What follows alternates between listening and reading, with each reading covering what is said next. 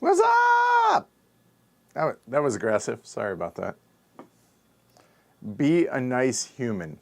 I think that's really good words to live by. I'm working on that. Well, that's hot. How y'all doing? And by y'all, I mean me, I guess. I'm talking to myself. So, hi, welcome, hello. It's been 6 months since we've done one of these. Wow, it's been a long time, hasn't it? I didn't realize it'd been that long, but apparently it had. So, yeah, how's everybody doing out there? I'm just going to talk to myself until there. One of these days, I'll figure out how this works. But, hi, Kyle. Kyle's down the street. I feel like he should be right here. Hi, Kyle. Hi. All right. Cool. Glad you're stoked for this. That makes 1.5 of us. I sort of am. It all depends on the questions, I suppose. All right, I asked the patrons, and they gave me a lot of questions. I haven't looked through them all yet, but let's see. Let's start. What's a game you wanted to stream for a while but have never able to make work? Mr. President, because it hasn't been published until now. I am super stoked to get that. I have no idea how I'm going to figure it out. That is on the short list of games that I cannot wait to stream. Stupid excited for it. God, there's no way that game lives up to the hype that is in here, but I'm looking forward to that one. All right, Rodney asks, do you plan to do, oh, by the way, that was Evan, so thanks, Evan. Gary brought up a good point on that. Incorporated is a game that's going to be difficult to stream. It's a game that I've wanted to stream, but everything in that game is glossy.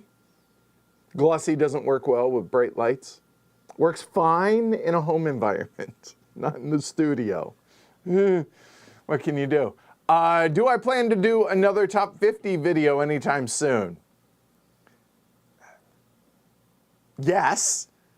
Just, I gotta get people that want to do it with me, because if it's just by myself, that's boring. So, I gotta get some folks to do it with me. Fowler, I'd totally be down with, but he's of the mind, my mind hasn't changed that much, so no. So, I don't know, but yeah, I would love to. What's your plan with Spiel this year? Are you going, and if yes, will there be a heavy cardboard meetup? Yes, there will always be a heavy cardboard meetup if I go to Spiel. Am I going to Spiel?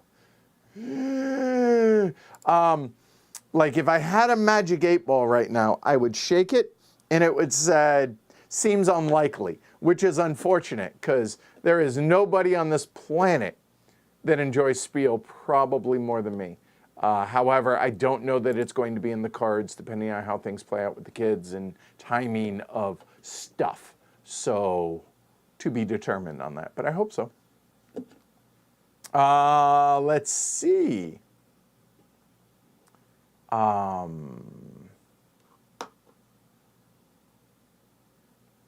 Have I been watching any of the World Series of Poker? Nope, I have not. However, I have gone and played cards a few times, which most recently with Alyssa, she and I went together. That was a blast. She hasn't been since before the pandemic. And the advice I gave her is don't sit on my right. So it's been a net positive all the way around, both financially as well as just having a good time. I will say therapy has helped in one regard, that there was a guy that was absolutely trying to needle me, and I just shrugged it off. So yay, good on me. Happy with that. But no, I have not watched any of the WSOP except for, I watched a video last night where there is this Czech dude that apparently has been accused of cheating previously, was accused of cheating again, and was an absolute miserable human being to be at the table with. I watched like a compilation video of that. Oh my God. Just because you can doesn't mean you should. I don't know. Why be abrasive at a poker table? Like, I realize, look, we're playing for money, but why? Just don't. Happy people don't mind losing as much. Fact. So, food for thought. Anyway, that's the only thing on the WSOP I've seen. Are you going to play Ares Expedition co-op again? Not planning on it. I mean, we did it last night, right? By the way, patrons, I owe you 2 videos. I have them. I need to fix that. I will. That is the roundtable on Ares Expedition co-op last night, Crisis, as well as Third Crusade. I realize I have not made those available to y'all. I need to do that. There would be a third one for that, but it was 12:30 and I wanted to get people home. It was super late, so we didn't record one on this. What are my thoughts on this? I really, really, really like it. And the time, like it ran long, like the stream was a long stream, but nobody at the table felt like they were, like it had been as long as it was. And the best compliment I can give that game is that was on Friday night, right? So Saturday, our game day, I taught it to folks that weren't on stream. Derek had been on stream when Vital was here, but then the other 2 people, I want to say it was Alyssa and someone else. I apologize, I can't remember who was in that game. But nonetheless, I was able to teach that game as well as run it. It was Shrey, that was it. And it went way quicker and way smoother. And I was able to parse everything. Like like they were asking me, oh, how can I go about doing this? And I'm like, okay, there's that way, that way, that way, and that way, but you're not able to do it that way. So you could do these, so you could work your way backwards on this. And so having played it 3 times or played it twice in quick succession, and then having run it or GM'd it again right after, it was snappy. And that went really, really well. So I thoroughly enjoyed Inventions. I can say that carte blanche. The one thing that I will let everybody know, and I think this is pretty universal out of everybody, is the theme feels a little counterintuitive. And what I mean by that is, yes, you are inventing these things and presenting them to the world. The theme works perfectly in that regard. However, where it feels like it kind of misses is, let's say I want to share an idea with the world, right? That is, it's already been presented, it's already been invented, and now I want to share it. Mechanically, you never want to lead with the main action that you want to take, almost universally, especially on anything that doesn't have a chain associated with it.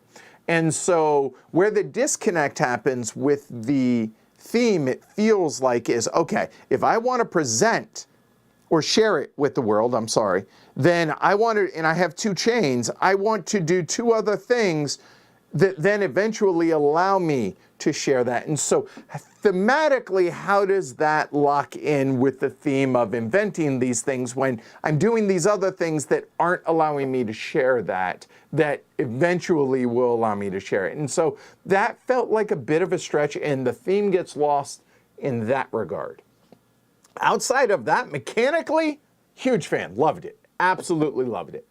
It's set up pretty quick, relatively speaking, and it's actually pretty intuitive and pretty smooth to play. So there you go. That's my kind of non-round table, just my honest thoughts on Inventions. So yeah, looking forward to playing it more, which is always a good sign after we've streamed a game. So yeah.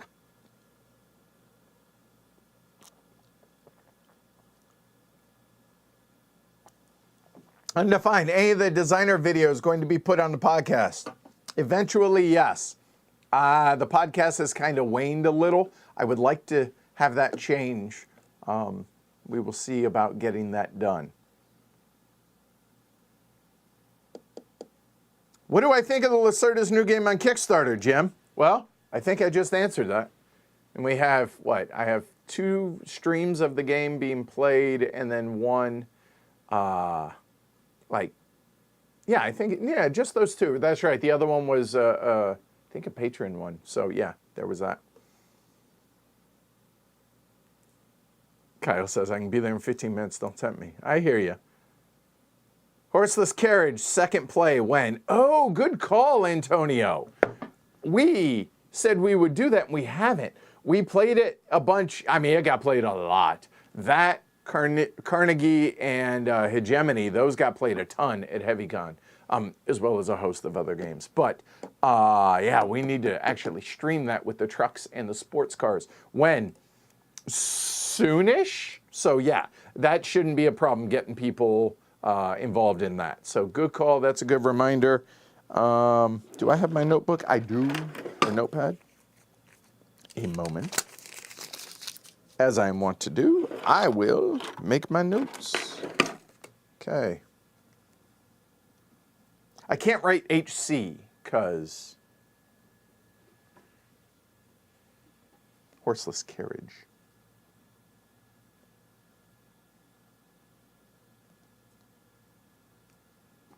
Done. Okay, we'll make that happen.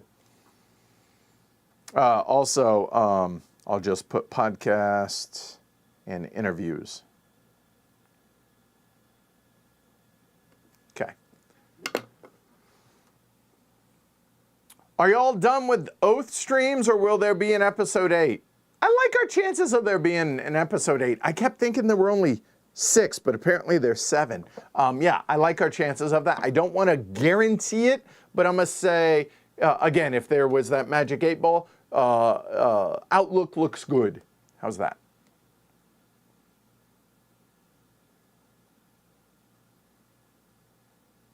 Abrasive seems like a sign of weakness or insecurity. Yeah, I think that's probably a fair fair point on that.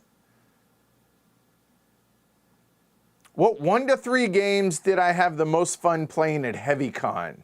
New American Underground asks. Crystal Palace never gets old to me. Like, that says something. I really, really have enjoyed my plays of that. God,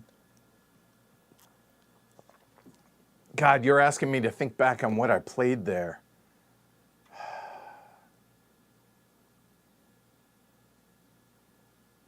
Oh, First Rat. I think it's First Rat. I think that's what it's called. That was awesome. Not just because I got to play with the boys, but it was me, Richard, and the boys. We had a lot of fun. I really want to stream that game. That is a really, really, really clever integration of theme and mechanisms that was a lot of fun and was a good game. So yeah, that definitely was a highlight. I'm trying to remember what else we played. How about that? I'll leave it at those 2 because I can't think of anything else. That's not a slight to the other games. It's just, I've slept since then.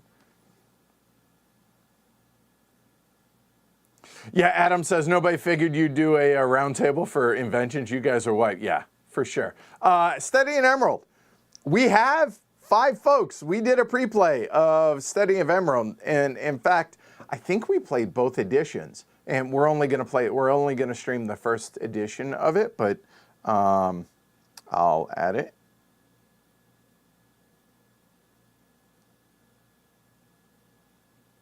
That needs to happen. Agreed. Kyle says inventions is good. Yeah, see, there you go. Are we considering doing more interviews with designers and folks in the board game ecosystem? Yeah, I mean, like as they come up, right? That's when it makes sense. Like, am I going to make it a focus? No.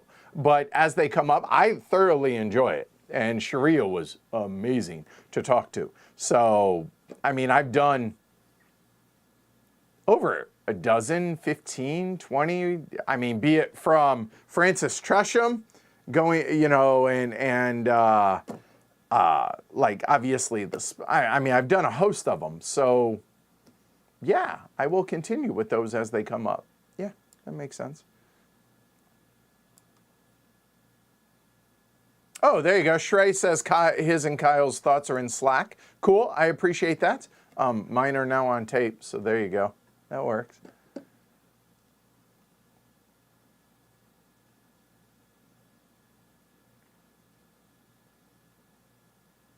Top 10 lists.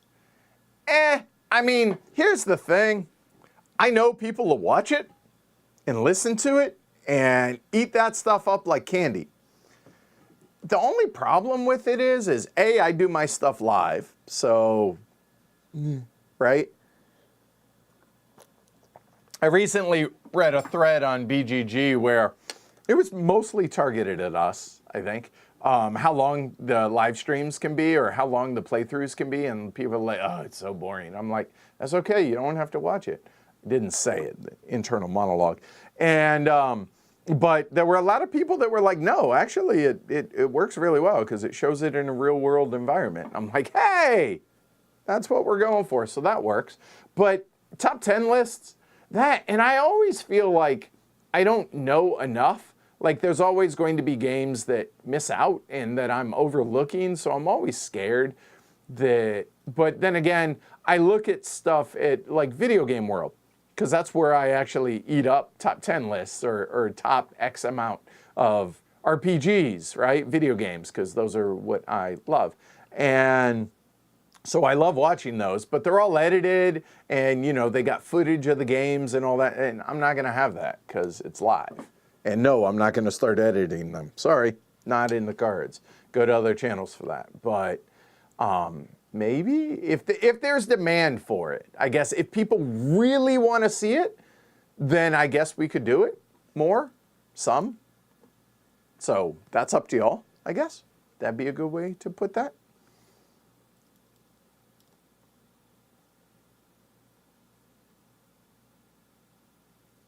Spotify and the podcast, that's a thorn in my sides. I really want to make that happen. Done. I will see what we can do about that. Another High Frontier stream. I wouldn't hold your breath, Jacob, but maybe. We'll see. How's that? I know we talked about it at HeavyCon. Is there a saturation point for a designer or a genre? I don't think the answer is yes on the genre. Like by genre, do you mean like sci-fi theme? Like themes, or genre meaning worker placement games or auctions, and I would say the answer is no on either of those from a standpoint of, sure, it feels like the industry goes through ebbs and flows. Like there for a while it was all Vikings or, zombies or whatever. Can there be a saturation point? I guess in a short, truncated amount of time, sure, but then things fall out and then they'll come back and then they feel fresh again. And as long as the mechanisms or the way they're intertwined is original and there are always new designers coming out or designers coming out with new ideas, to where I think that's a great thing. Okay, so if it's the latter, I would say no. Can there be a saturation point for a designer?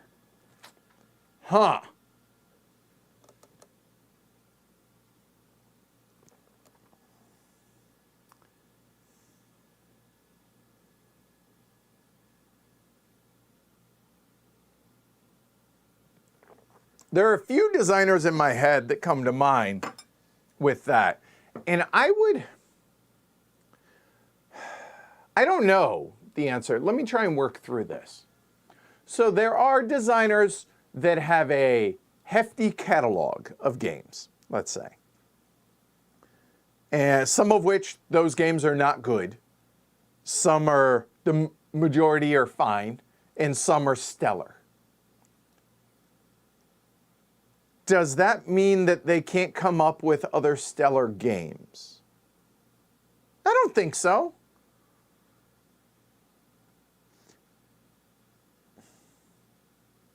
Okay, let me go about it this way. I think the only designer slash publisher that I would, spending my own money, be willing to just blind buy, knowing nothing about anything, is Splotter. And I think there are a lot of people out there who feel the same on that. They don't miss. They haven't missed since they've gone to the bigger games. So there's that. Whereas there are some designers slash publishers out there that used to be, oh, so-and-so put out a new game, I definitely need to check that out. And then it becomes, yeah, they put out a game, I'll take a look at it, but that's that, right? So, and I'm not saying, I'm looking at this from my point of view, kind of as if y'all were saying it as well. So I imagine, is there like, okay, let's take Vital. Vital's still churning out fresh ideas and cool chaining mechanisms and the way to do things. So has Vital saturated to where you don't need any more Vital games? Everybody needs to make their own decision on that last question, but are they still fresh? Yes. Do they have a certain feel across them to where, oh yeah, that feels like a Vital Lacerda game? Sure. But is it saturated? Saturated meaning like there's nothing, there's no point to it? I would say no on that. I haven't encountered that at least. And that's just the first one that comes to mind. That's not true. It was like the third or fourth that came to mind, but I don't want to, because this I can say pretty universally, still pretty positive across the board, right? I think just about every one of Vital's games, if not everyone, is solid. At worst, solid. He's won 2 of the Golden Elephant Awards. I'll be honest, I don't want him to win anymore. But if he does, that says something about that. So there's that, I think. That's a positive, right? So no, I don't think so on the designer aspect. Okay? So hopefully that answers your question. That was a really good question. Let me see, who asked that? That was Martin. So thank you for the question. That was good. Yeah, it made me think. I appreciate that. I don't know that that's going to be the answer for everyone, but I'm saying that's the answer for me at least. Probably Evan. Might be Evan, might not be Evan, I guess. Asks if we're adding games to the list, any love for the re-release of Tinner's Trail? If a copy shows up, I'd be down for it. So, they're, you know, I'm curious to see what they did with it.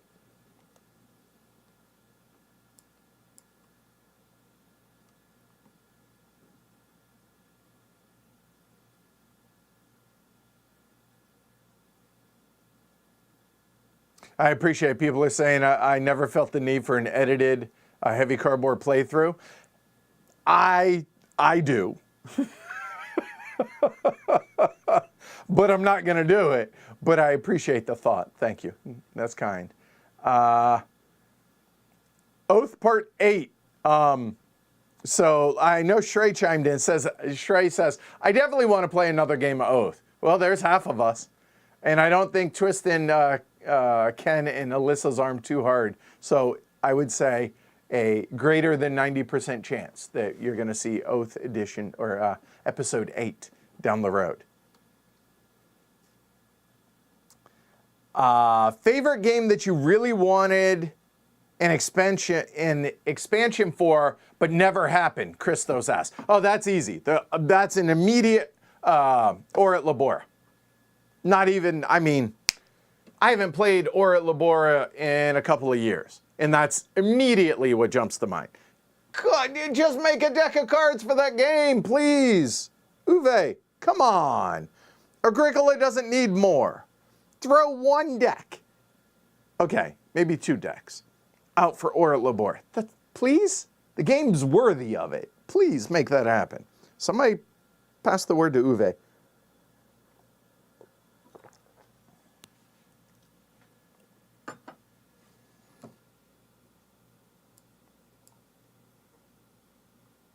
Feudum playthrough? We've done that, haven't we? Cool.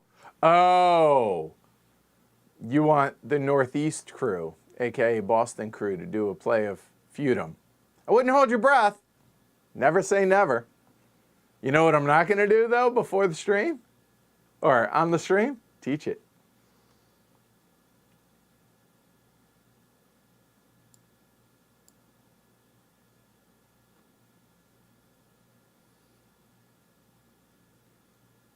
So Martin, to follow up, says, thanks, Edward. Exactly that. My main challenge now is fitting in Vital's game into my schedule. I have my favorites, but he's only designed like 20 or so. Comparing him to a Uwe, Rosenberg, Steffenfeld.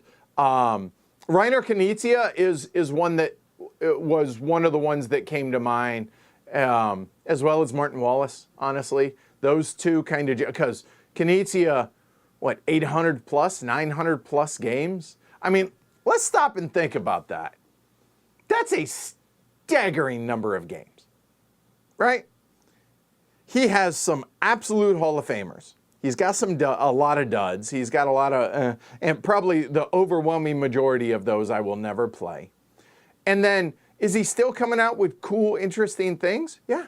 So, saturation? Nah, I don't think so. Am I always at least interested to check out the latest Martin Wallace or what? Of course, absolutely, yes. So, are they always good? No. Like I said, there's one Splotter out there. Oh, I guess Cole Worley would be another one that you could fit into that, right? As far as like blind buys, kind of, yeah, I could see that. I could, yeah. It's a very short list of 1, maybe 2. That's fair. Any chance going all the way back to Roads and Boats, Adam asks. Like the solo streams you're asking? Like we were, did the monthly thing fade out? Because that was a pandemic thing, right? The monthly challenges, right, going on BGG for Roads and Boats. I mean, it's always a possibility to do that. It's not anything that I'm clamoring for, nor do I think there are people out there outside of yourself, maybe, Adam, that are clamoring for it, but it's a possibility. Raw or Estates? Which one drew favor? Quadro Skeptic asks. Meaning, which of those two are my favorites? Totally different, right? Both auction games, totally different. For what it's worth, I've won the Estates. I've never won Raw. Never come close to winning Raw. Both are excellent, just very different. Probably Raw, I think, having played it more, but I love both games.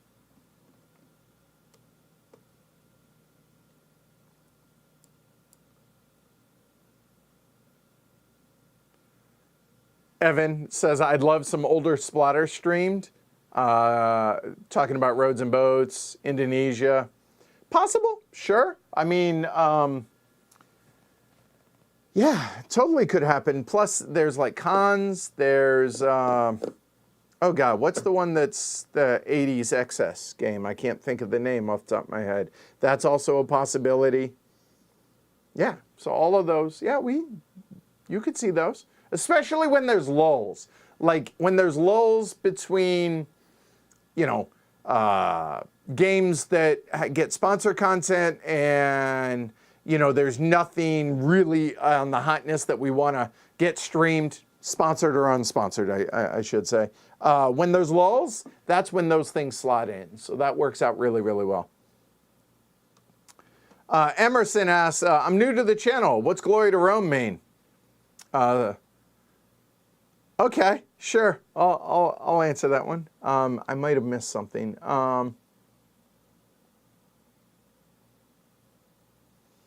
All right, we'll start with that, Emerson. Glory to Rome.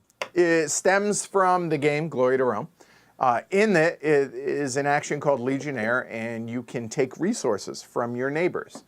And if you ask for a resource, they don't have it, they show you their hand and basically tell you to go fornicate with yourself, aka Glory to Rome.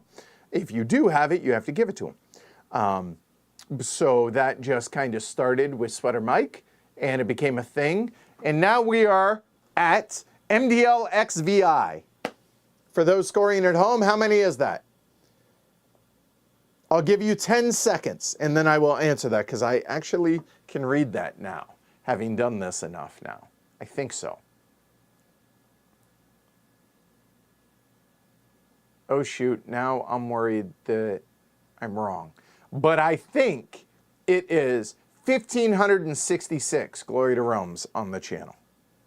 I believe that's what that number is, which is a lot. Mostly between the players, sometimes me to y'all. It's rare, but it does happen in a tongue-in-cheek way.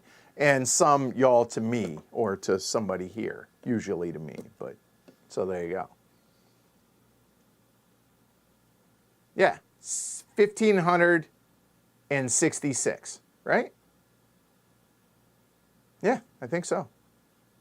Cool. All right. Which HCHQ member is most kicking themselves for not signing up early on for the Oath plays, since we're stuck with the same crew? I wouldn't say we're stuck with the same crew, just we want it to be. I get what you're saying. I don't know that anybody is, but it seems like Kyle. Well, the problem with Kyle is he wasn't here, you know, he wasn't a part of the group, the crew back then. So, but nobody, I don't think, is really, I think the ones we got are the ones that, like, it worked out. Lannis, what was the last game you played that had a unique mechanism that felt new rather than old mechanisms in a new suit? Oh, God. You know, you would think that I would be better prepared for these types of questions, in a sense of, I know, like, I can't even remember what we streamed 2 streams ago.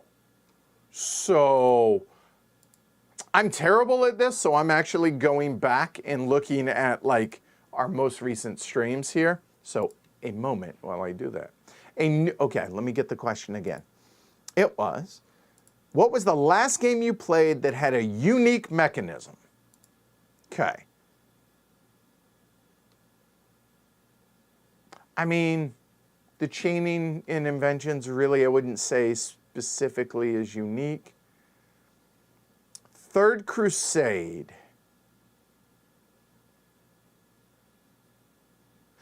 I don't know if you would call that, like, absolutely unique, meaning it's never been done before. But what I will say on Third Crusade, because I'm going back chronologically here, is the way the card drafting, like, you're choosing to give your opponents a card and you get the benefit. I mean, I suppose in some form or fashion that's been done in other games. But that, in that war game-esque type mechanism, I thought was a unique way of doing that. I don't know if that's in the same suit, coupled with the benefits going out there, and I can't think of the right term for that, that goes out into the various areas that then limit the size of the armies. I thought that was really cool. So all of that meshed together, I thought was unique, but was that in and of itself unique? All right. That's a fair question. Let's see, Darwin's Journey. I don't know that anything was terribly unique with that. It was enjoyable, but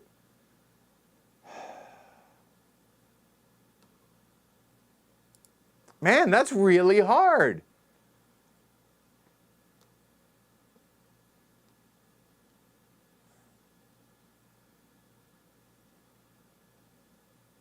Yeah, I'm Gadget Trick, I would argue. That was, that had some unique stuff with the Trick Taker.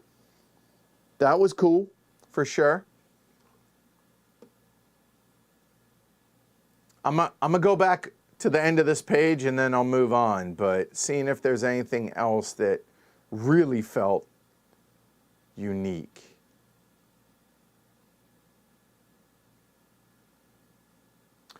The mechanism in La Famiglia, like it's the way it's being done in the game, that actual mechanism isn't new.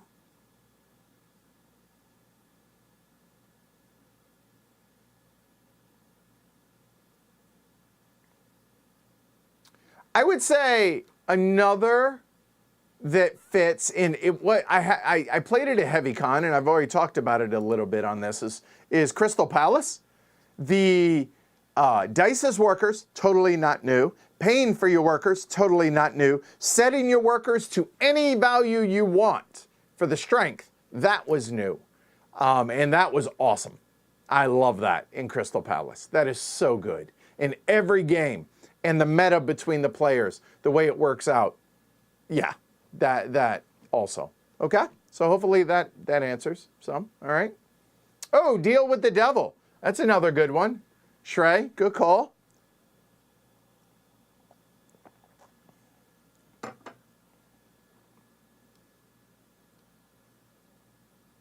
Y'all seeing this fly flying around here? I'm just curious if he's getting airtime or if it's just annoying me.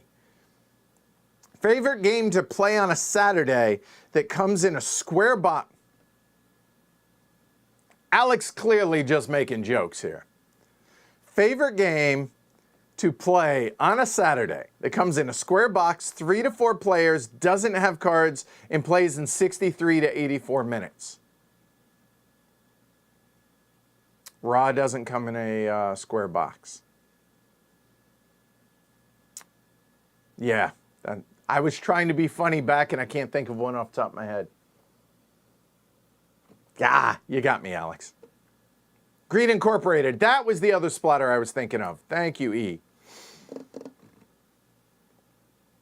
Have we had a chance to play Cartini? No, and I won't for the foreseeable future because the day after the interview with Sharia, I had to send it on to other reviewers. I just had it here for HeavyCon, and where we set it up and went through it, but didn't actually get a full game of it in, so unfortunately not. If so, what were your thoughts? Enjoyed the interview? Yeah, me too. That was great. I thought she was fascinating to talk to and listen to. Glad y'all enjoyed that as well. Which video game would you like a tabletop version of? None?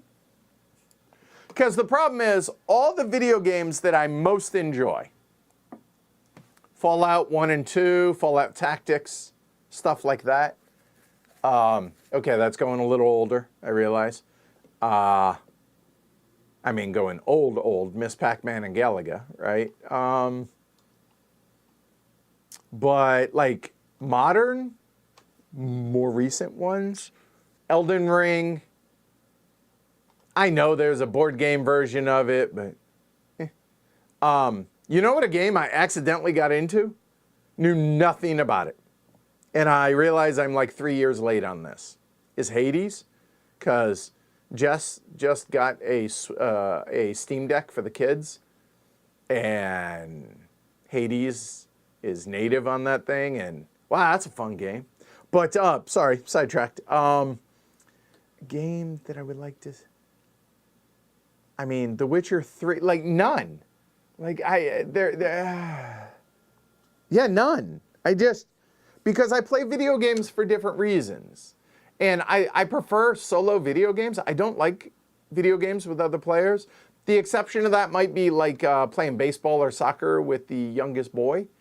But for the most part, like back when Gears of War was a thing, way back, the original Gears of War, I would get into a group with 4 and we'd have some fun with that. But for me, like multiplayer gaming, video games, never really my thing. I played DAOC for a while and WoW, but I just prefer solo for like RPG type stuff, so none. I know, that's a boring answer, but it's honest. Scott says, please rank your Lacerda games From most to least favorite. Oh, God. I could cheat and be like, well, all right. You can make... All right, let's see what I forget. Because it's behind me. So, inventions. We have Vinos. The Gallerists. On Mars. Kanban. Lisboa.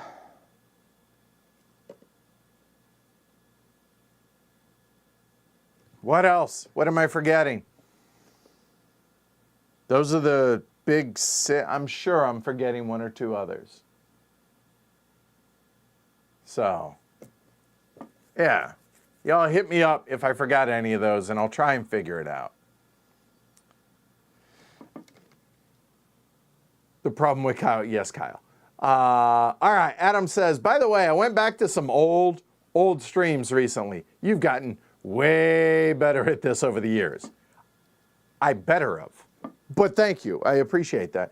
Those old ones were good and did the job, but you're much more polished these days. Nice job. I appreciate it. That and I'm less grumpy.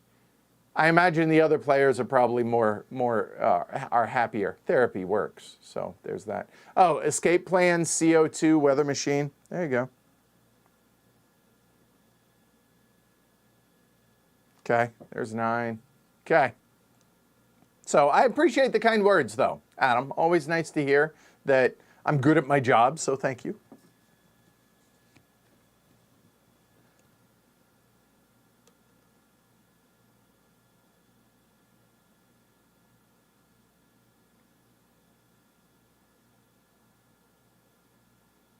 Block by block uprising. Don't know it. So maybe? I don't know.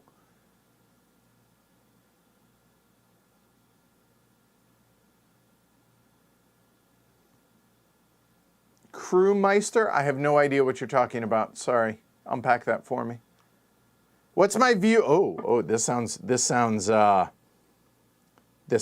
serious. Okay. Q Blue Vlogs, or Cole Blue Vlog says, what's your view of board games becoming a better and better source of quote-unquote interactive teaching, thanks to titles like Twilight Struggle, Freedom of the Underground Railroad, John Company, and others? 100% on board with it. Votes for Women is the most recent, I would say, that jumps to mind on that.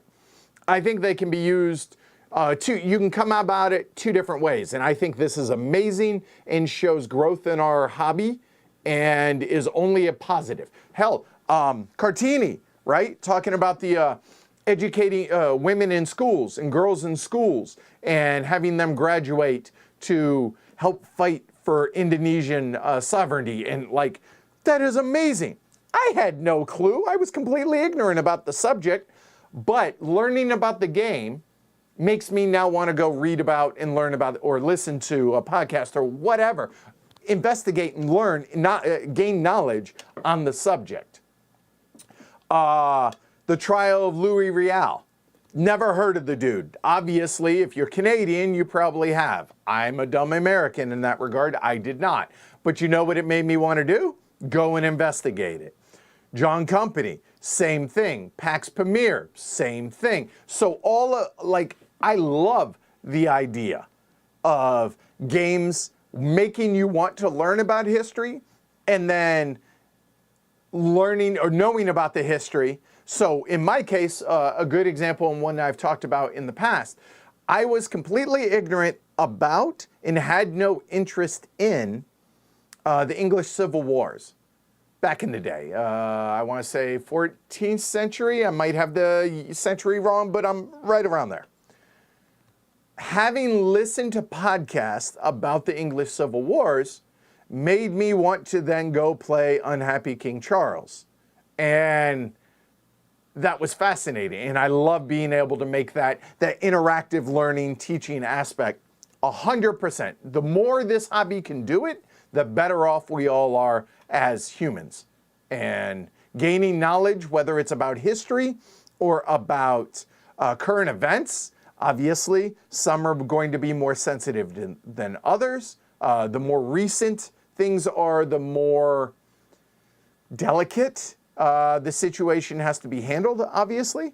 But as long as they're handled in a way that respects the history and the cultures involved and the people involved, and does so and doesn't whitewash it, not meaning, y'all know what I mean, and goes about it and treats it head on, all for it. I think that's great.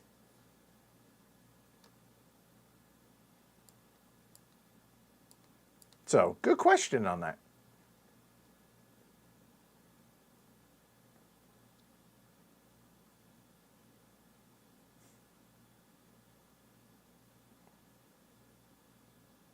Ooh, Quadro asks, what game would you add to the regular stream list, a la Age of Steam, Power Grid, if you had the time and inclination? Oh. I mean, I would also kind of put Oath in there, smaller, right? Like the series that we've done with that. I feel like those are the three games that come to mind. Like episodic almost. I don't know. It's warm in here all of a sudden. The fan isn't running. Y'all might have to excuse me at that, and I suppose the sweater's not helping. But not, see, now I look fat, and yeah, no, ain't nobody want to see that. Well, I'll swelter. I don't know. What would y'all? That's a question for y'all. I don't know that there's anything that jumps to mind.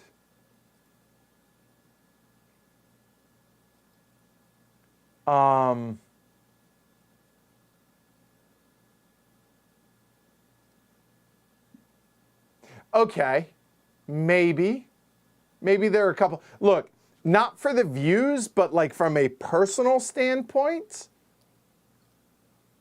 Stratomatic Baseball.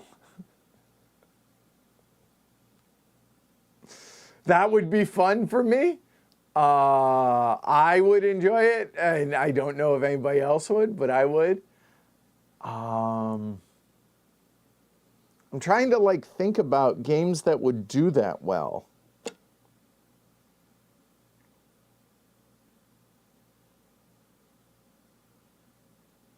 Yeah, I don't know. Yeah, that's a question for y'all. Like, y'all probably throw out some ideas, and I might be able to help with that and thought about that, or help me like, ooh, pick that one type thing. So that's a great question, though. I don't know.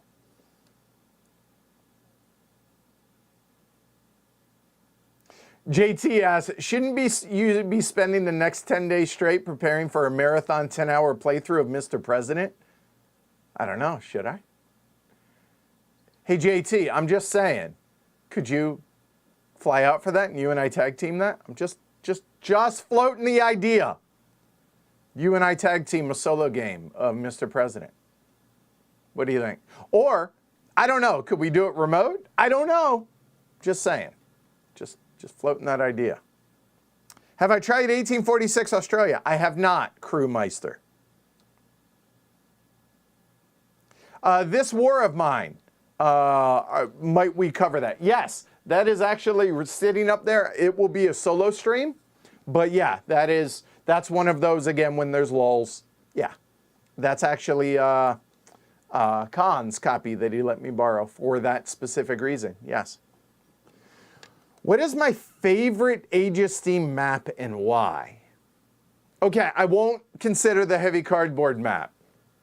It legit, 5 players, really good. Single best map? The last one I played?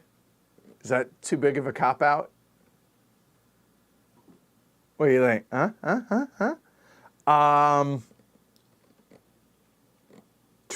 Nah. I mean, I think the idea of it, I love. I don't know that I love the map itself, the actual playing of it, but the idea of the Heaven, Hell, and Purgatory that we've streamed before. It's the one by Ted Alspach. That is just fantastic. The idea of it. but it feels a little deterministic for me the more I've played it. So I don't know that I would put that as my favorite, but yeah, there's a couple. All right, let me get back to this. So here's the problem with doing like lists, right? So here we have 9 Vital Lacerda games, not counting Mercado de Lisboa, I think, which I'm not going to include with these others. Inventions, Vinhos, The Gallerist on Mars, Kanban Lisboa, Weather Machine CO2, and Escape Plan. Here's the problem with lists like this. Escape Plan I have not played since Tony and Helen were here 4 years ago on that stream. How can I rank that? Weather Machine, I haven't played since we did the prototype, and that's that. CO2, haven't played since we streamed it. Lisboa, haven't played it since the last time we streamed it. Kanban, the same thing. Vinhos, it's been years, and I still would put that as one of my favorites, probably. Inventions, I just recently powered through it 3 times, so that is fresh in my head. And on Mars, hated the solo but loved the multiplayer. I don't know. The problem with that list is, like anything I tell you, I wake up tomorrow and it's going to be different because I don't know. I haven't played enough of them recently. I would have to play all of these to be able to make any kind of reasonable, real list. And look, Lisboa and On Mars won Golden Elephant Awards. I don't know that I would put either of them as my favorite because I really like The Gallerist. I really love Vinhos. So I don't know. And that's the problem with that. So just that's an honest answer, okay?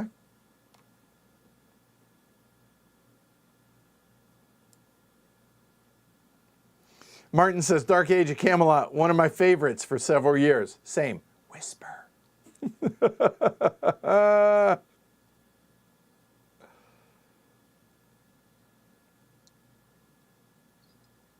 In a world, you cannot play yellow. You play... Okay, if yellow is not a player color, I love orange. I love non-traditional player colors. So the red, yellow, blue, green, right? Anything that isn't those normally. I love orange. Purple.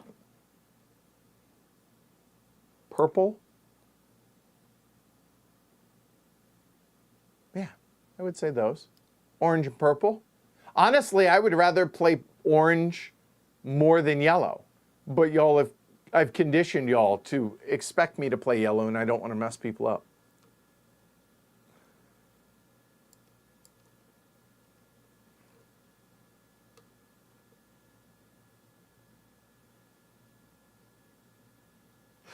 Okay. Crewmeister, 1871, unique games from back in the day. Okay, fair enough. 1846, Australia, I have not. Doesn't mean we won't, just haven't. And by the way, you are going to see more war games in Trend Games in the coming months. I post HeavyCon, at HeavyCon, I was able to talk to folks like Joe Huber, Eric Brocious, and Joe Rishonen and get them on board with coming around and doing more of that. So yay, that's happening. Any coin games you'd like to explore with the crew? All of them, or most of them at least? Yeah. Yeah, Kyle says, Votes for Women is an unreal production and potential teaching tool. 100%. I was blown away with the amount of material that is strictly for flavor and for theme reasons. The reproductions of the documents was unbelievable. I thought that was just, I don't know that you could have done that game any better than what Fort Circle did. That was just a majestic publication of that, production of it. Yep.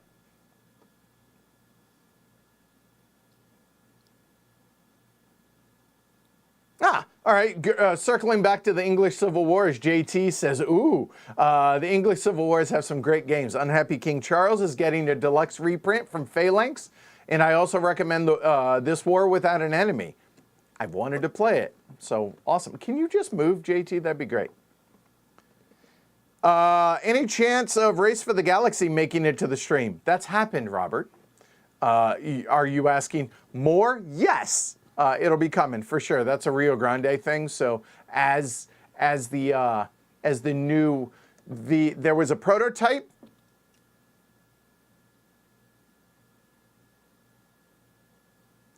I'll leave it at that. Actually, I don't know if that's anyway. Yes, more Race for the Galaxy coming.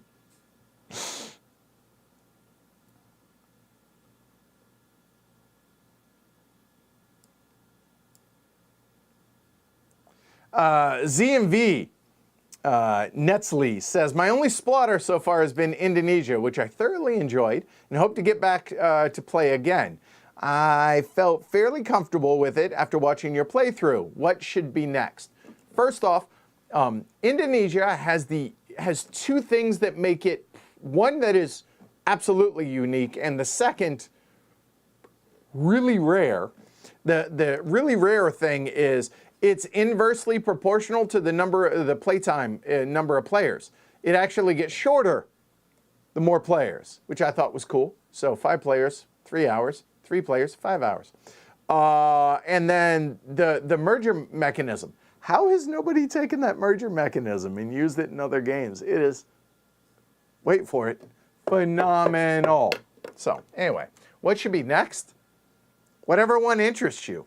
Horseless carriage. Oh God, I shouldn't have done. Well, personally, Antiquity is probably still my favorite Splotter. Death, the game. I love it. Love it, but I like Civ games. Yeah, whatever one that interests you the most, that should be the next one.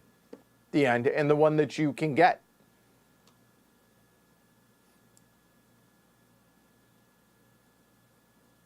More clinic, Shrey says. John Company would be another one that we could, episodic that we were talking about. The problem with John Company is I don't know that we have enough people that want to do that one. Clinic, I don't know that I want that to become a, okay, maybe not an Age of Steam quantity, but maybe like an Oath quantity. Okay, that I could be down with, because there's approximately 4,000 expansions for that.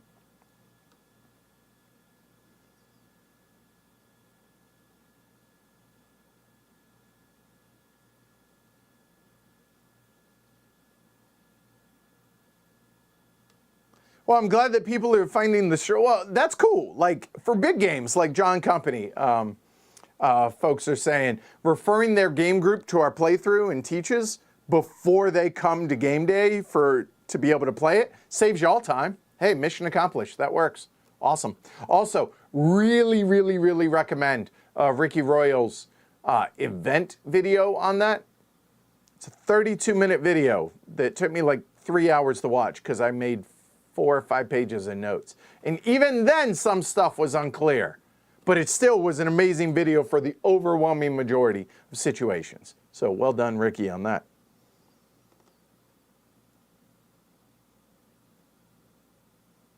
Recommend different tea for a game day, Trevor asks. Genmaicha? That's my favorite tea in the world. Specifically, if you want, Rose City Genmaicha from Smith Teas in Portland, Oregon. So there you go. How's that, Trevor? Does that hit right? Who of your crew do you feel you are the most competitive with? Josh asks. I don't know that I do. I mean, there's the stuff with Ken, right? Nuke Ken, because, I'm the target in a lot of these, as I should be. I'm the host. That's fine. I'm good with that. I mean, let's face it. Martin Fowler comes after me a lot. Although it's weird. He went after other people recently. That was unsettling a little.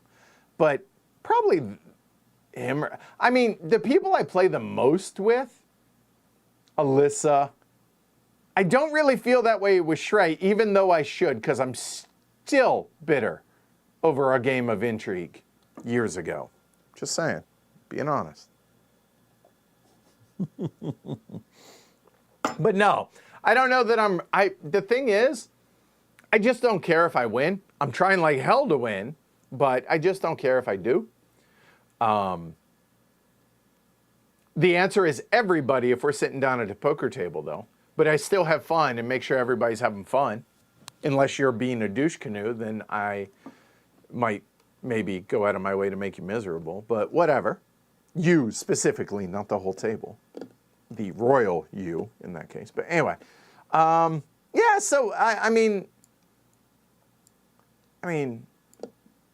yeah, I don't really see it as like Ken's probably the closest, but even then it's all friendly rivalry stuff, right?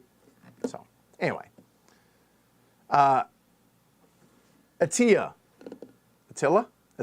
there you go. Says, good topics today. I'm actually debating now to buy Age of Steam or Hegemony next. I know I would appreciate Hegemony a lot. A bit concerned if I'd like it as a game. Wow. That's like apples and giraffes, right? They're board games. That's where the similarities come into play.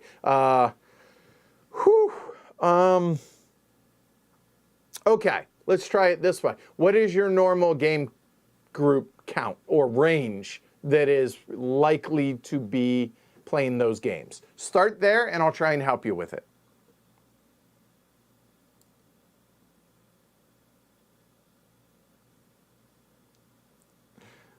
New American Underground says, I finally bought Age of Steam. Years of HC propaganda succeeds in the end.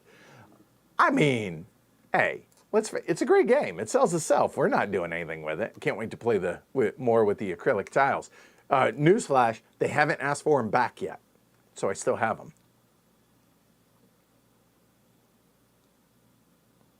Oh, Cold Blue says, would you all do a playthrough of Clash of Cultures? Yes, that actually came up at HeavyCon, the Monumental Edition. I've been jonesing for that one. So yeah, look for that coming up. Yep.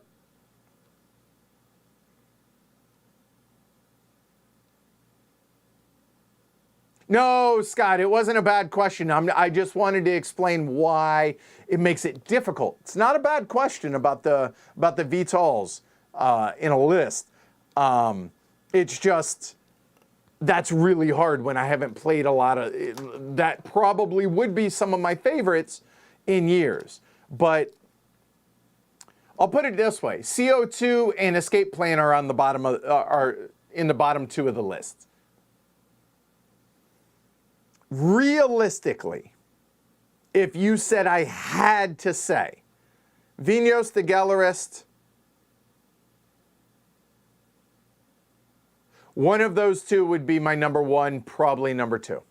That's my guess. It's a guess off the cuff. So there you go. Okay. Luke asks, when someone asks your favorite color, do you use board games as your frame of reference? Nope. I.e., someone whose favorite color is blue isn't thinking of a blue tree, they're thinking of the sky.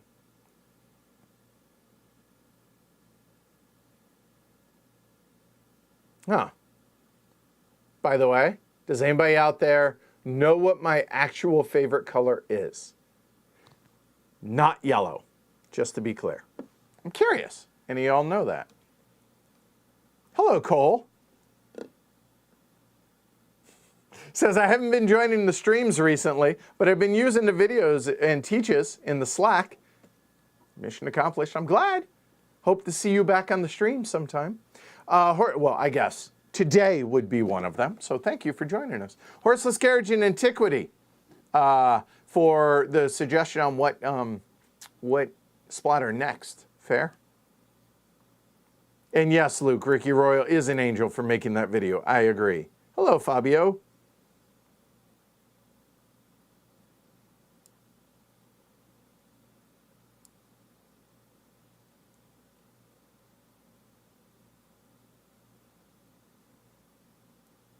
Martin, have you ever played any Mind Clash games? Yeah, Tricarian, one of my favorites. Love it, absolutely. Anachrony, I haven't streamed it, haven't played it, and was waiting for the updated version. So if I get a copy of that, you might see it. And Voidfall, we did one of the sponsored streams for it. However, it's changed a lot from when we streamed it. So I saw the prototype back there, which is a prototype of a game that doesn't exist now because Voidfall apparently has changed a lot. So, hey, Joshua.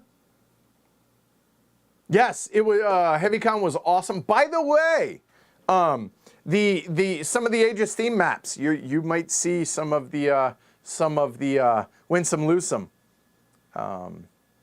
It's not Winsome Loosum, the Winsome convention. You're probably going to see at least the escape room map, Aegis theme map, on a stream in the coming weeks.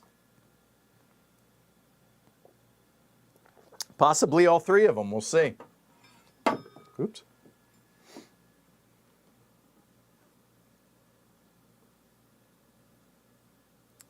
Zero, 712, finally got Deal with the Devil. Friends loved it. Two of them didn't know the game and wondered why the hate. Only issues the 4 players, but everyone looks for 4 players always at least. Amazing game. I agree. Like, to me, there are always exceptions. Let's preface that. Because if you have 3 players, 3 Kingdoms, 3 Ducks. Perfect game for the perfect player count. Great. Maria, if you prefer, but whatever. 4 players, as a general rule, is the perfect board game player count. So therefore, Deal with the Devil makes a lot of sense. 4 players only. That is the ideal player count anyway. It's not always feasible for everybody. I appreciate that. However, yeah. So I don't see that as a huge limiter, but I can also appreciate those that it's a limiter for.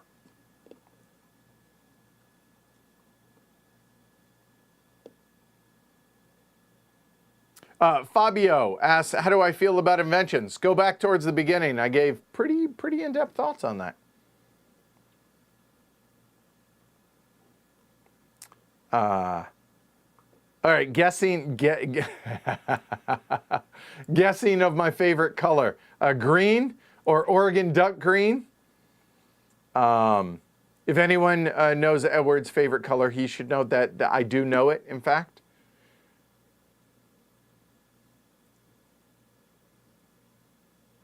Okay, yeah, I'll circle back on the Slack thread, Shrey. So yes, it is green. It is technically forest or hunter green is my favorite color. But yeah, this is great. This is a fair question, and I love getting this question whenever it comes up. Jacob asks, why does an Oregonian who used to live in Colorado and moved to Massachusetts support the Cincinnati Reds? All right, so I'm a mutt, okay, as far as when people ask, where are you from? I never know how to answer that, and here's why. I was born in Michigan.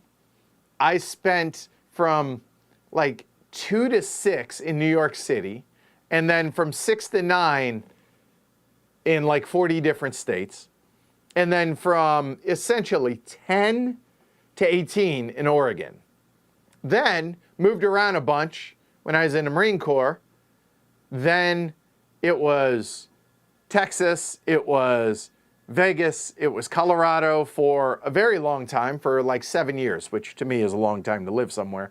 And then finally the last 5 years here in Massachusetts. So I'm a mutt. I am all over the place so where am I from? What I usually say is I'm from Portland, Oregon. That's kind of where I feel like I spent my formative years, I guess. So Oregon always feels like home to me, if you will. However, I've lived here a long time now, and I moved here most recently from Colorado. So it's Colorado/Oregon, but there's a bunch of other stuff. All right.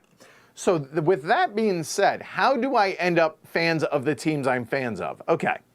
Portland Trail Blazers, obviously. That's the only professional team in Portland, okay, of the major sports as far as there's minor league, there was the Portland Beavers, I think they're still there, and there's a soccer team there now, but so I don't really follow basketball a lot.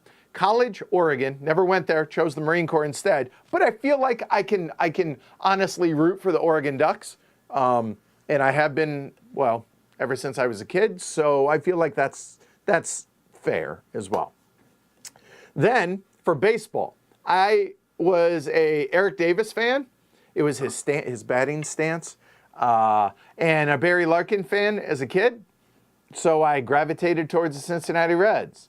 Now, Ken Griffey Jr. obviously was a huge deal when he came up in 88, 89 in Seattle, but I was already locked in as a Reds fan because of Eric Davis and Barry Larkin.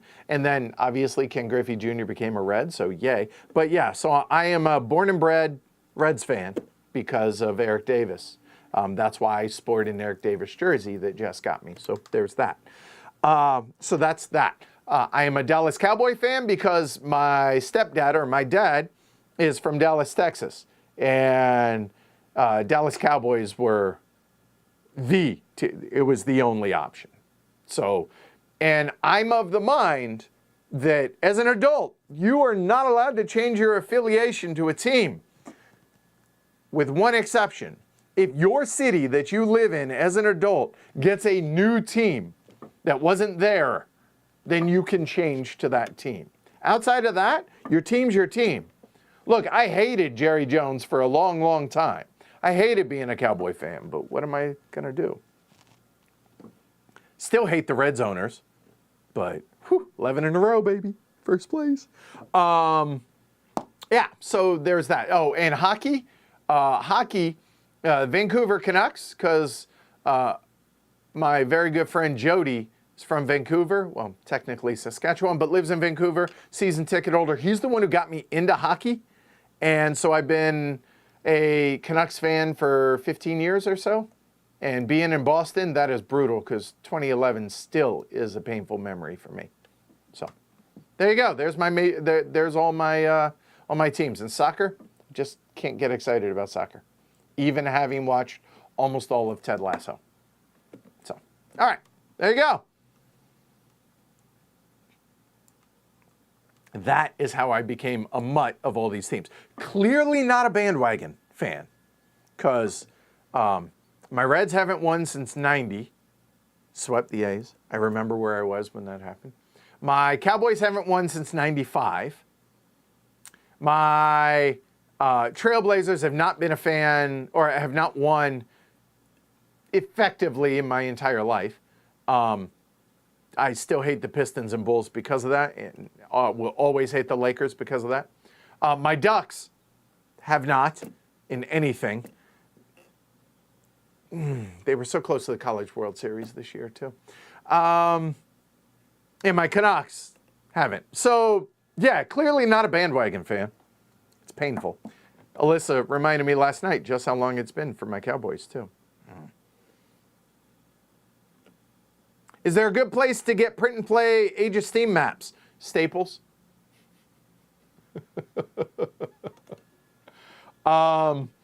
That's, yeah. For anyone's where there's files available, Staples. Just get them printed there. That's what I do. Win some, choose some. That's it. Not win some, lose some. Sorry. Thank you, Joshua. Win some, choose some. He says, I heard Brooklyn and Escape Room were played at HeavyCon. Yep. Will you make sure, join them? I'll make sure to join them. Yeah, for sure. I'll touch base with you when that happens, Joshua. Revisiting games from Kickstarter pre-production copies. Thoughts? Sure. As I get them. Absolutely. If there's interest in them, and if I get copies. Here's something y'all may or may not know. Obviously, reviewers, playthroughs, whatever you previewers, however you want to word that, they get priorities for the pre-production / prototype, whatever, copies, obviously, because for promotion and marketing and all that media stuff, right? But when it comes to actual published editions, we're way down on the list for getting sent copies, which as it should be. Backers should get it, and retail should get it. All of that should get it before we get it. Unless a publisher wants us to do something, then obviously we got to have a copy early, right? But outside of that, and there are a lot of times, we never actually get the published version of the game. We're supposed to, but we don't always get it. And sometimes it's not always a priority to be, poke the publisher and say, hey, can you send us the copy? But so a lot of times that doesn't happen. But yeah, totally down for that. Ooh, Ed says, I would love to see fairly regular plays of Automobile. An oldie but a goodie. Oh, I like where your head's at, Ed. That's going on the list. I appreciate you. And good name. Good call. All right.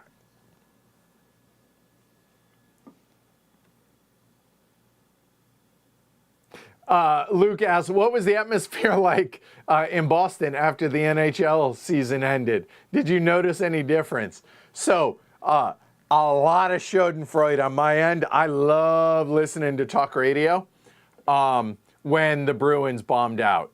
I genuinely felt bad because the talk, I went to the post office and I'm good friends with a couple of the guys that are postal workers there. And they were like, look, anything short of a cup and it's a failure of a season. I said, yeah, you're right. And yeah, that was, I thoroughly enjoyed that. And listening to the crying on sports radio, I enjoyed. But no, not really. Not up here because we're kind of northwest of Boston a little bit. We're about 25 minutes north of Boston. 20 maybe. But no, outside of talk radio, same goes with the Celtics. The Celtics, there was a lot of crying about. For sure. I think a lot of people are really happy that Marcus Smart got traded.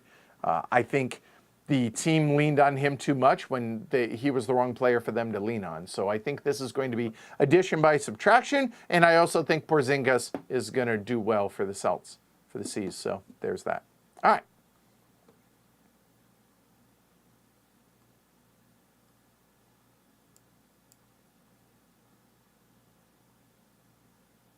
See, Adam gets me. He's a fellow mutt. Fist bump, Adam. You get it. Have I considered playing Twilight Imperium on stream? Yeah, we're gonna. 5 players. It'll probably have to be 5 because that's what comfortably can fit in here. The problem is getting everything on screen. That's the only honest limitation on it right now. So we'll figure that out. But yeah, Twilight Imperium's going to get streamed. I think it's fine. I don't think it's that great a game, but I'm totally down for it. And Alyssa is a huge fan, so yeah, we're going to do that. Luke says the Canucks. I'm so sorry.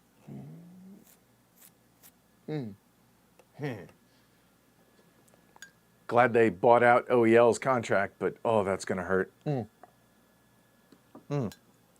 Horrible trade. Yeah. Alex, oh, he's a Clippers fan. Yeah, you're right. Oof, that was, hugs. Oh, yeah. Atlantic Chase getting some screen time, Paul. Yep, look for that.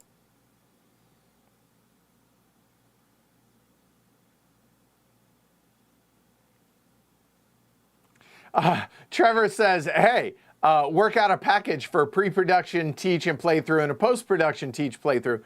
I offer it. It's whether or not the publisher wants it. So, but even so, once we get a copy, then you know, if it's already been released and the whole 9 yards, then you know, I would never, you know, ask for a sponsored stream of something that's already out there in the wild. So yeah, that would be on us if so. Yeah. Trevor, you want crime, become a Leafs fan. Why would I do that to myself? No. JT, didn't you enjoy the Nuggets winning the finals this year? Just a little? Indifferent. A, it's the NBA. And B, yeah, that's cool. I never got in touch with any of the Colorado teams because I already have established favorites. Excuse me. So, no, it just doesn't work that way for me.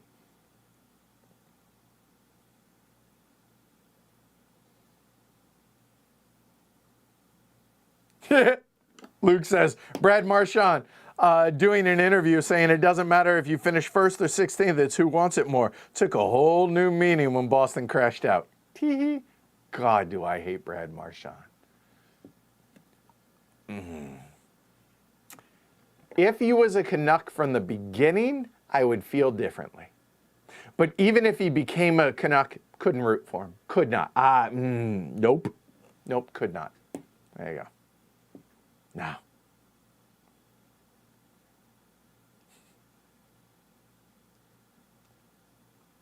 Yeah, I bet downtown Denver was insane. Yeah, that was, yeah, I bet that was crazy. All right, let's get back to Slack. Answer the last questions there, and then we'll wrap it up.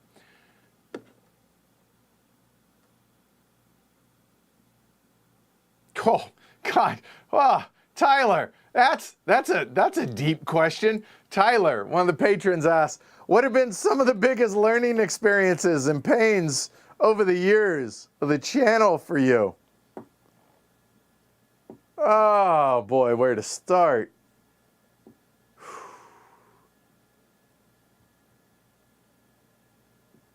A, be a good person in general. B, don't overshare. C, kind of like a B2, B1, B2, is it's okay to have some things private. Let the comments roll off. Learn to have the opposite, try to learn, I should say, to have the opposite of natural, of human nature, which is let the negatives roll off and like wrap yourself into positives. Not from a, oh God, I can't think of the word where somebody who just says what you want them to say, like sycophants. That's it. Not sycophants, but positive. Take corrective criticism well, but let the just straight up negative and hateful stuff, let that roll off. Learn to let that roll off.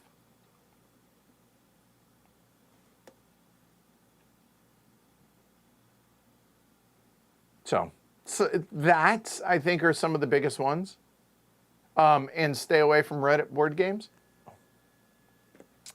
Somiad says, did have a question. While the teach and playthrough of games on Kickstarter is awesome, especially see how the games actually play, have you ever thought of trying to make sure you do a full teach and playthrough of the same game once it's fully released, and also updating the description and the title of the original version that had the Kickstarter version to point out the new version, since rules and graphics have usually changed between the two? Yeah, that's something I've been trying to do retroactively. As far as, if you've noticed, on anytime we do GameFound or Kickstarter streams now, I try and put GameFound or Kickstarter in parentheses in the title so that everybody knows that, and slowly going back and working on the other ones. So there's that. And as far as what we kind of talked to, what Trevor alluded to was maybe if we get around to it, but here's the thing. Sponsored streams, obviously, we're doing that at the behest of the publisher. Anything that's not sponsored is at the behest of us and what we want to play, as well as the patrons. So I don't feel as big of a, like, it's when we want to do it. Does that make sense? I'm not trying to hold anybody over a barrel or anything like that. It's just we stream what we want to stream when we want to stream it, with the caveat of sponsored streams. That's what we've agreed to do, so therefore that. Does that make sense? So if we want to do it, we will. That's, I guess, what I'm saying. Okay? And I imagine for everybody, like, I would hate the idea of somebody going back and watching, like Voidfall, and I'm using that because I know that that game has changed. Going back and using Voidfall, how to learn the game, and it's a completely different game. Like, obviously, I wouldn't want anybody to use that for that reason, right? So, yeah, I get that. I totally get that.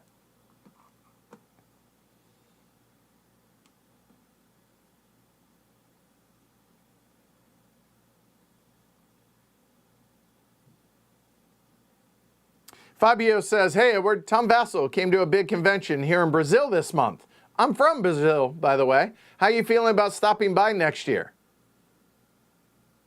Well, maybe. Have the convention reach out? But realistically, our convention travel is pretty limited nowadays. I do know one of our kids wants to go to Brazil, so we may make a family trip down there, and if so, that might coincide. I don't know. Have the convention reach out and let's see. That's possible. I wouldn't say it's likely, but I'm saying it's possible. What is a game or two from the early years that you're still hungry to get the new East Coast crew? I've been here for 5 years now. Come on, just the Boston crew, right? Yeah, but I get you. Get it on screen to play. I don't know that there is anything that they want to play. There isn't anything that I'm like super jonesing for in that regard. 0712 says, by the way, your channel has reached Costa Rica. Woo! Love it. Always recommend to friends. So many games I've learned thanks to you. I love Phil Eklund's games, especially High Frontier and the Bio series and Waiting for Interstellar. Awesome. Good. I'm glad to hear that we're being helpful and that we're apparently becoming a thing in Costa Rica. I appreciate you. Thank you. Good. Paul says, Fields of Fire 3 is dropped on P500 for GMT. Any chance of you doing a playthrough of 1 or 2? If I can get Asher in here, maybe to teach it, because Fields of Fire, I still got other ones in there that I got to get to. So I'm not saying never, but we have not played Toledo. No, don't have it.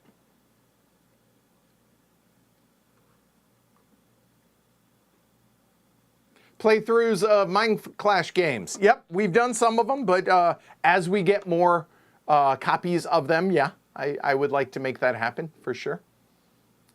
Are we still planning on streaming John Company as a solo, Boris asks. Yes, me and Ricky. I just need to coordinate it.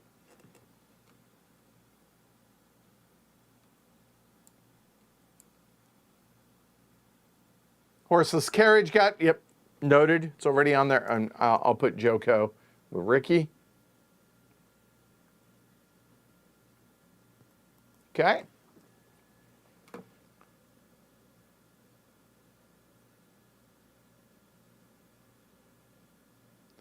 All right, Trevor says, I know y'all just love to get into it with co-ops, and it's been brought up multiple times. You've been asked repeatedly, I'm sure, for a stream of it.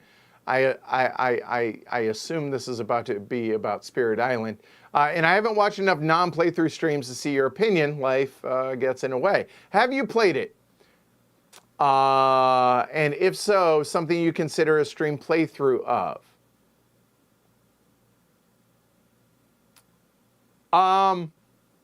Trevor, you didn't mention the game. I assume that's Spirit Island, and if so, if I ever get a copy of it, I'd be willing to either do that solo, maybe as a co-op, but solo for sure.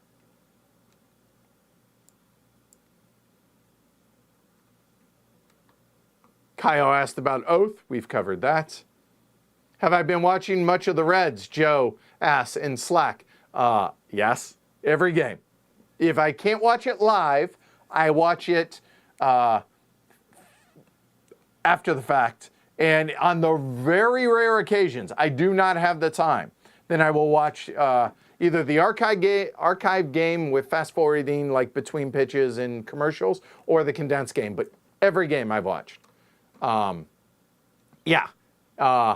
Cincinnati is the best, most exciting team in baseball right now. The most exciting. Pitching needs some work, but our lineup 1 through 9, I put it up against anybody's, which is sick. I can't believe I'm saying that. That's amazing. Ellie De La Cruz. Yeah, it's cool to have the most, he's a unicorn. Just there's nobody like him. It's amazing.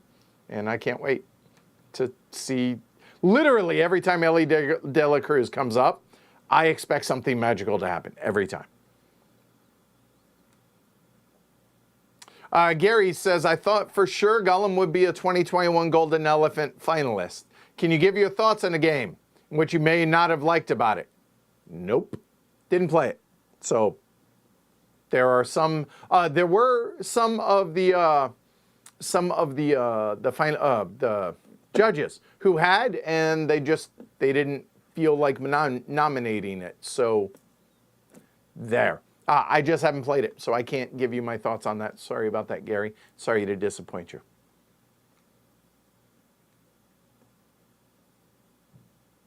Derek says, at HeavyCon, we wrote down what games were played at the paper every table. We need to actually post that for all the attendees. That hasn't happened, and I will do that. When are you going to stream Mr. President, Dusty asks? As soon as possible, I promise you. Don't have a copy yet. We'll get one soon, and yes, cannot wait.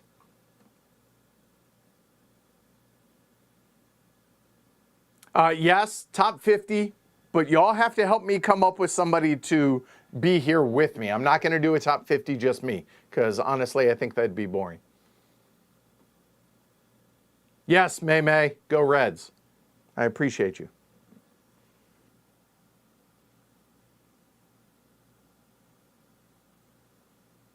And yes, Trevor was talking Spirit Island. So there you go. Yes, if I get a copy, I will happily give it a try and stream it, because I know people want to see that. Nick says, anything you're willing to share about your tech setup is appreciated.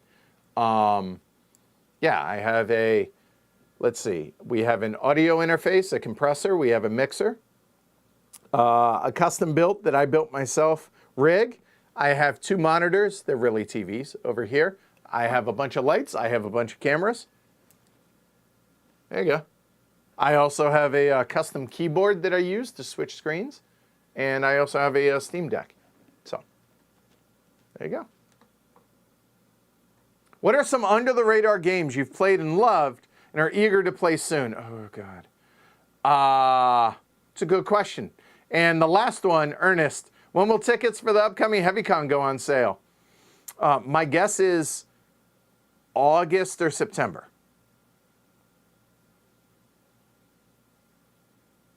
Could be as early as July, but probably August or September on that. What are some under-the-radar games you've played and loved? Here's the problem. I have streamed just about everything that I have played. There are exceptions to that, but y'all see them. Part of the reason is, while we got it fresh in our heads, why don't we stream this? So that happens a lot, honestly.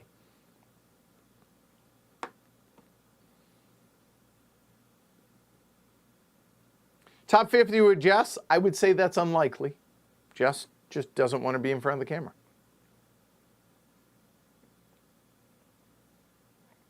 Top 10 with the Golden Elephant panel. Oh, that could be good. I like that idea.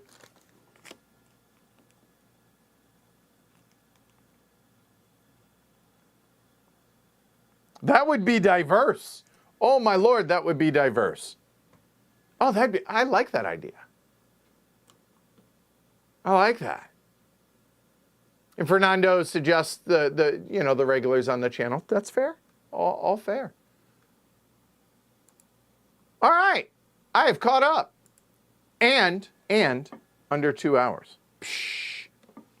What did I think of Nightmare Cathedral by Board and Dice? Josh asks. I thought it was fine. I honestly played it a couple times.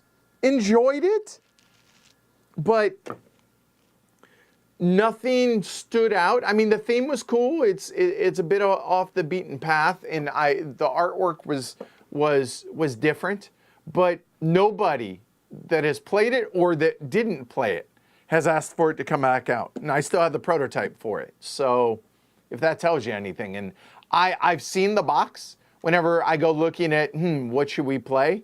Type, playing the worst game in the world, which is what do we want to play today game. I'll go, and I'll see it and like my eyes just go right over it. So now, does that mean you won't enjoy it? No, that just means that it was fine. So those are my thoughts on that. All right. All right. That's a wrap. 2 hours. Whew. Well done, everybody. All right. Yeah, I really love that idea. Good call, E. So a lot of people seem to like that idea. So it's just a matter of asking folks to do so. Okay. Yeah, I'm trying to think graphically how we could do that. I would have to have we'll figure something out. Okay. Yeah, I like this. Okay, cool. All right, that was fun. Hopefully you all enjoyed it. I appreciate it.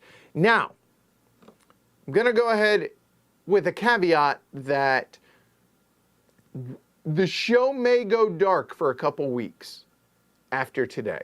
May. To be determined. May not.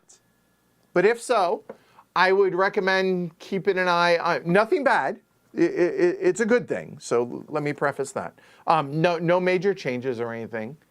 Nothing like that. So, but if it does, keep an eye on social media and Slack and everything for updates on that stuff. But yeah, just might take a little bit of a break. We will see. And yeah, as always, be kind to one another. As the cup says, be a nice human.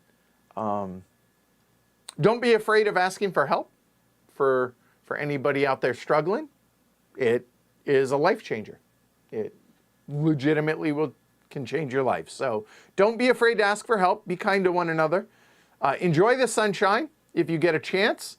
And if you're ever in the Boston area, give me a shout out. Maybe we can get together and play a game. That'd be cool. All right. So I will either see you all next week or in 2-3 weeks. So we'll see. All right. So be kind. I'll see you all then. Take care, everybody. Thanks for doing this. That was fun. Bye, y'all. Whee! Go Reds! Go Reds!